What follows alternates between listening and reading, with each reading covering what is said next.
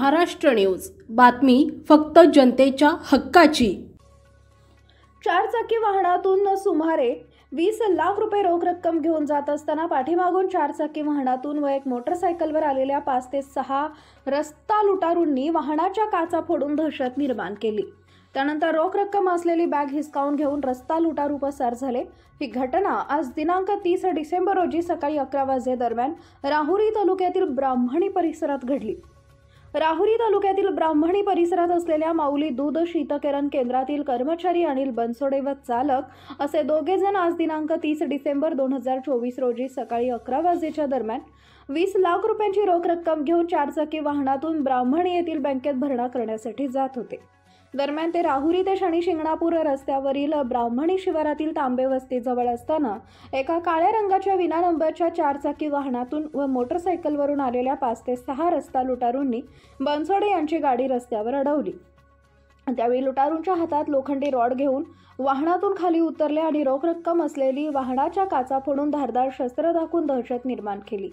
तसेच बनसोडे व चालकाला त्यांच्याकडील रोख रक्कम असलेली बॅग हिसकावून शनी शिंगणापूरच्या दिशेने पसार झाले।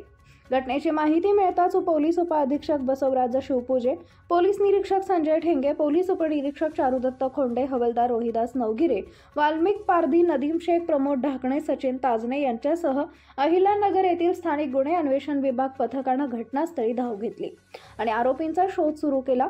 सदर भामटे ज्या वाहनातून आले होते ते वाहन माऊली शीतकरण केंद्र परिसरात सुमारे अर्धा तास थांबले होते। त्यांनी पाळत ठेवून सदर रोख रक्कम लुटून नेण्याची चर्चा परिसरात सुरू आहे। मात्र भर दिवसात झालेल्या या रस्ता लुटीनं परिसरात भीतीचं वातावरण निर्माण झालंय। आरोपींना पकडण्यासाठी पोलिसांचं पथक रवाना झालंय। या घटनेबाबत दुपारी उशिरापर्यंत गुन्हा दाखल करण्याचं काम सुरू होतं। रस्ता लुटीच्या गुन्हेगारीनं पुन्हा डोके वर काढले असल्यानं पोलीस प्रशासन काय करते असा प्रश्न निर्माण झालाय। दुपारी उशिरापर्यंत फिर्याद दाखल न झाल्यामुळे बँकेत भरणा करण्यासाठी किती रक्कम होती हे मात्र समजू शकले नसलं तरी दूध शीतकरण केंद्रातील कर्मचाऱ्यांच्या चर्चानुसार 30 ते 40 लाखाची रक्कम असल्याची कुजबूज सुरू होती। महाराष्ट्रातील महत्त्वाच्या आणि ताज्या बातम्या पाहण्यासाठी आमच्या GTV न्यूजला YouTubeवर सबस्क्राईब करा आणि बेल आयकॉन प्रेस करा।